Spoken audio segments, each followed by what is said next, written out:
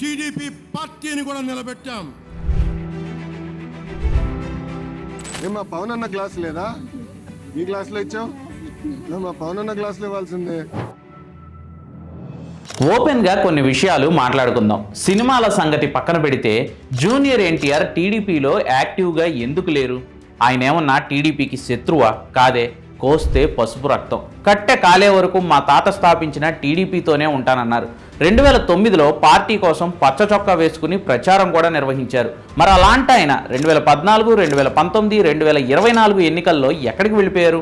Same time YCP వాళ్ళు junior ఎన్టీఆర్ని ఎందుకు ఓన్ చేసుకుంటున్నారు? కొడాలి నాని వైసీపీ కాబట్టా, వల్లభనేని వంశీ దోస్తు కాబట్టా? పోనీ టీడీపీ సీనియర్ నేతలు జూనియర్ ఎన్టీఆర్ గురించి మాట్లాడే మాటలు ఎప్పుడైనా విన్నారా?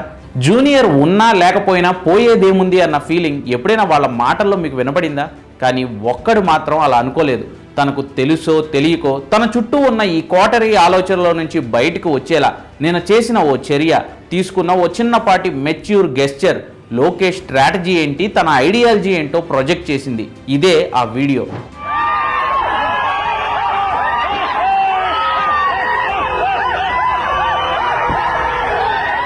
నిన్న మల్లపల్లి మోడల్ ఇండస్ట్రియల్ పార్క్లో అశోక్ లేలాండ్ ప్లాంట్ ఓపెనింగ్ ఉంటే వెళ్ళారు లోకేష్. అక్కడికి వెళ్ళేటప్పుడు టీడీపీ అభిమానులు ఓ చిన్నపాటి ర్యాలీ లాంటిది నిర్వహించారు. ఆ ర్యాలీలో జూనియర్ ఎన్టీఆర్ అభిమానులు కూడా ఉన్నారు. అక్కడ అతనికి ఫ్యాన్ ఫాలోయింగ్ చాలా ఎక్కువ. ఆ విషయం లోకేష్ కూడా చెప్పే ఉంటారు పక్కనున్న వాళ్ళు.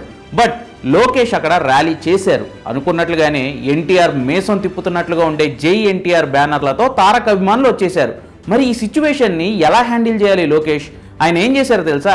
ఆ ఎన్టీఆర్ ఫోటోను తనే తీసుకుని జై ఎన్టీఆర్ అంటూ గాల్లోకి ఫోటో పైకి లేపి చూపించారు. ఫ్యాన్స్ కూడా అసలు ఊహించుండరు ఈ సిచ్యువేషన్ని.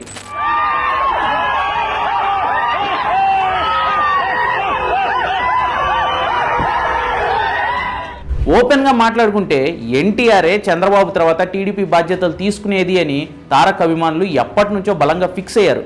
కానీ ఎప్పుడైతే లోకేష్ పాలిటిక్స్లోకి ఎంటర్ అయ్యారో అప్పటి నుంచి తారక్కు ఆ ప్రాధాన్యత తగ్గుతూ వచ్చింది పార్టీలో.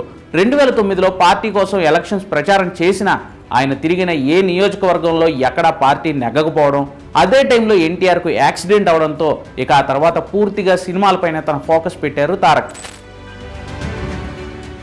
కొడాలి నాని, వల్లభనేని వంశీ లాంటి తన సన్నిహితులు టీడీపీకి దూరమై వైసీపీలో చేరినప్పుడు కూడా తారక్ ఎక్కడా ఏం మాట్లాడలేదు. ఆ తర్వాత చాలా జరిగినాయి నారా నందమూరి ఫ్యామిలీస్లో, కానీ ఎక్కడా కూడా తారక్ ప్రమేయం లేదు.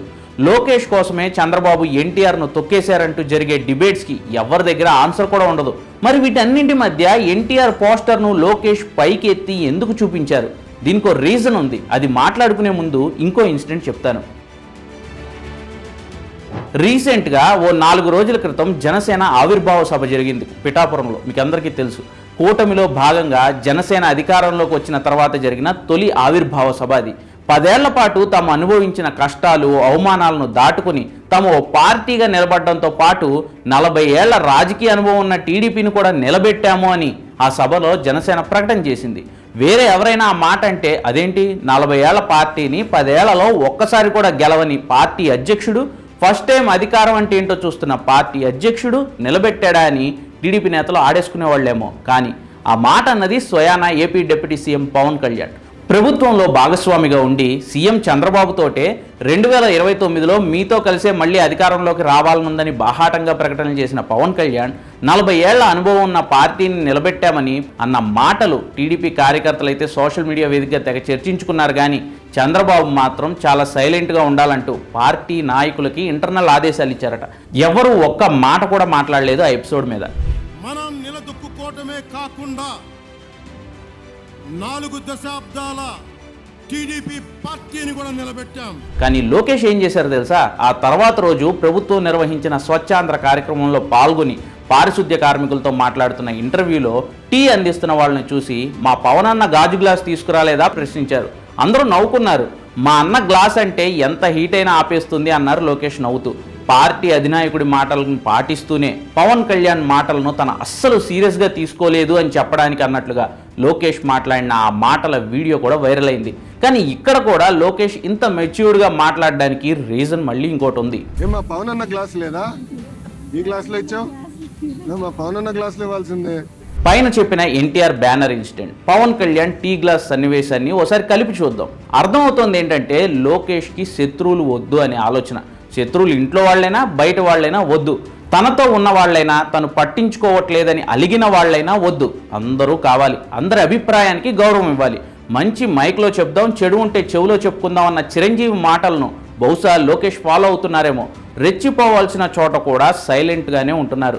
మోరోవర్ మెచ్యూర్డ్గా బిహేవ్ చేస్తున్నారు. అసలు విషయం ఏంటంటే త్వరలో మహానాడు ఉంది.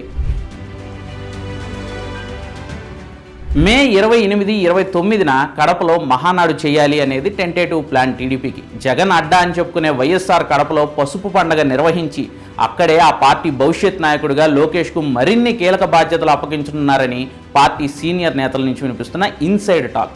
కార్యనిర్వాహక అధ్యక్షుడిగా లోకేష్ను తీర్మానించుకుని ప్రకటన చేస్తారని తెలుస్తోంది. మరి ఇలాంటి టైంలో లోకేష్ ఏం చేయాలి? 2029 ఎలక్షన్స్ వరకు చంద్రబాబే టీడీపీని లీడ్ చేస్తారు. కానీ 2034 నాటికి వయసు రీత్యా చంద్రబాబు రెస్ట్ తీసుకోవాల్సిన సమయం ఇక ఆసన్నమవుతుంది. సో పార్టీని అధినేతగా నడిపించాల్సిన లోకేష్ ఏ వర్గాన్ని తనకు దూరం చేసుకోకూడదని మేబీ భావిస్తూ ఉండొచ్చు.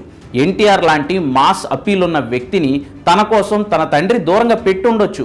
అట్లీస్ట్ ఫ్యాన్స్లో కార్యకర్తల అభిప్రాయం అయితే ఉంది. కానీ ఆ ఇన్సెక్యూరిటీని లోకేష్ ఫీల్ అవ్వాలని అనుకోవట్లేదేమో. అందుకే అంత మెచ్యూర్డ్గా బిహేవ్ చేశారు.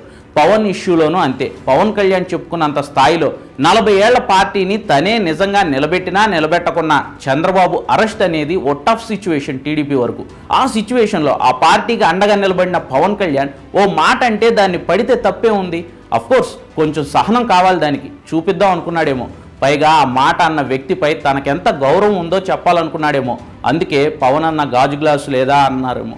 హూనోస్, మాటల కంటే చేతలు గొప్పవి. ఆ చేతల్లో మెచ్యూరిటీ, నిజాయితీ ఉంటే లోకేషే 40 ఏళ్ల పార్టీకి ఫ్యూచర్ కావచ్చు. అందుకే తనకు శత్రువులు ఉండొద్దు అనుకుంటున్నారో, తను ఎవరికి శత్రువు కావాలి అనుకోవట్లేదో. Time decides.